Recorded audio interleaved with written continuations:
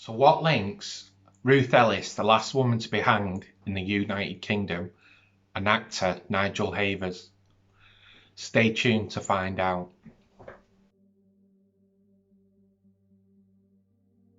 Born in Rhyl, North Wales, but grew up in Basingstoke, Hampshire. She left school at 14 and started to work as a waitress in local restaurants, clubs and bars.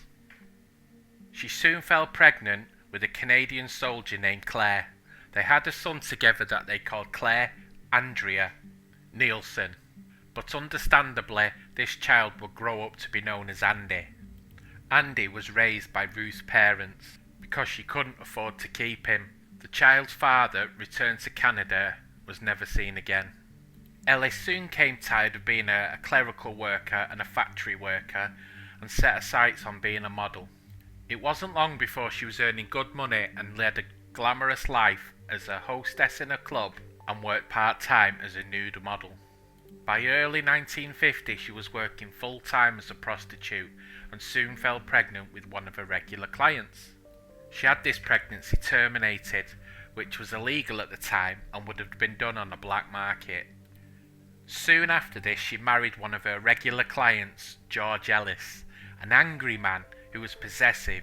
He beat her. He was so paranoid she was having an affair. He was very controlling about all aspects of her life. The marriage soon ran its course and they went their separate ways, but each and every time they'd end up back together. In April 1951 she got a small part in a film, Lady Godiva Strikes Again. She was 4 months pregnant at the time and her husband didn't know. So when she gave birth, a few months after, he refused to acknowledge he was the father. So Ruth left him for good this time, divorced him, and moved back with her parents with her newly born daughter and son, Andy. She had to work as a sex worker to make ends meet. In 1953, Ruth became the manager of the Little Club, a nightclub in Knightsbridge, a really fancy part of London. At this time, she was lavished with expensive gifts by admirers and a number of celebrity friends. Ellis met David Blakely, 3 years younger than her, through her racing driver friend Mike Hawthorne. Blakely was a public schoolboy who was educated at Shrewsbury School and then Sandhurst. As well as highly educated, he was a very heavy drinker. Within only a few weeks of meeting, he had already moved into Ellis's flat above the club. Despite being engaged to another woman, Mary Dawson, Ellis became pregnant for the 4th time and had her second termination, feeling she couldn't go on with the pregnancy due to Blakely's lax attitude towards their relationship. Ellis then started a relationship with Desmond Cousin, a former RAF pilot who'd flown Lancaster bombers during the Second World War. He was now working as an accountant after leaving the service and was soon appointed director of the family business Cousin & Co., a wholesale and retail tobacconists with outlets across London and South Wales. Ellis eventually moved in with him, but she continued to see her previous partner Blakely.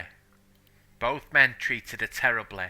She fell pregnant again with her 4th child, but lost it to miscarriage when she was punched in the stomach by Blakely.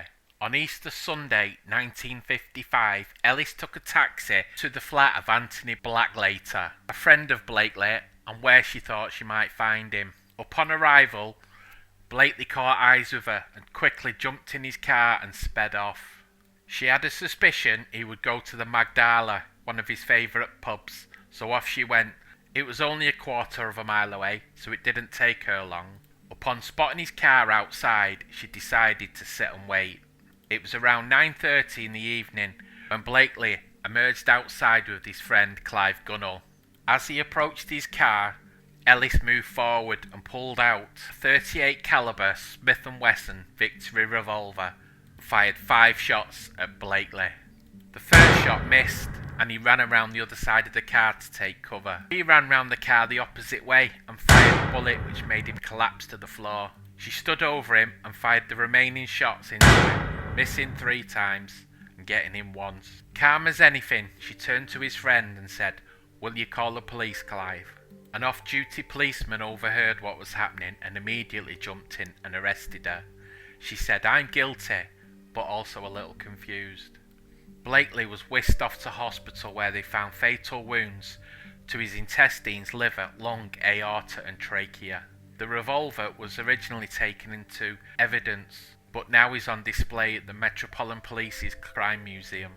At Hampstead Police Station she remained calm, and it was obvious she wasn't on any drugs or alcohol at the time.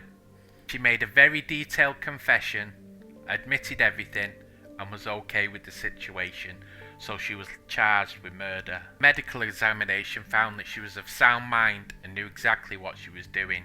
The 20th of June 1955, she appeared at court number 1 at the Old Bailey in front of Mr. Justice Havers, granddad of actor Nigel Havers. The only question put to Miss Ellis by Christmas Humphreys, the prosecutor, was, "When you fired the revolver at close range into the body of David Blakely, what did you intend to do?" Her answer was simple. "It was obvious when I shot him. I intended to kill him." This reply guaranteed a guilty verdict and the mandatory death sentence. The jury took only 20 minutes to convict her. Ellis was held, remanded in prison, awaiting execution. Her family petitioned the Home Secretary, Lloyd George, asking for a reprieve, but this was denied, as it wasn't even supported by Ruth Ellis herself. She wanted nothing to do with it and was happy to face her consequence. Just before 9 a.m. on the 13th of July, famous hangman Albert Pierrepoint entered Ellis' cell and took her to the adjacent execution room where she was hanged. As was customary in British executions, she was buried in an unmarked grave within the walls of Holloway Prison.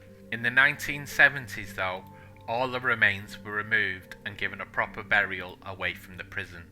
Her particular remains were removed and placed in St Mary's Church in Amersham, Buckinghamshire. Her headstone was inscribed as Ruth Hornby. Her son, Andy, destroyed the headstone shortly before committing suicide in 1982. It was thought he just couldn't come to terms with what his family had been through. Her ex-husband, George Ellis, also took his life in 1958. He descended into alcoholism and partly blamed himself for what had happened. The whole case generated a lot of interest. Hundreds of people turned up to her execution and over 50,000 signed the petition for her reprieve. The then Prime Minister, though, Anthony Eden, refused to talk about it. He didn't mention it in his memoir and he didn't mention it in public at all. He felt the sole decision laid with the Home Secretary at the time. It changed a lot of attitudes. The death penalty was halted, except for in the most extreme cases, meaning Ellis was the last woman to be hanged in the UK.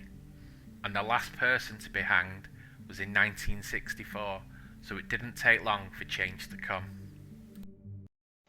That's it. Thanks for your time, and I'll see you on the next one.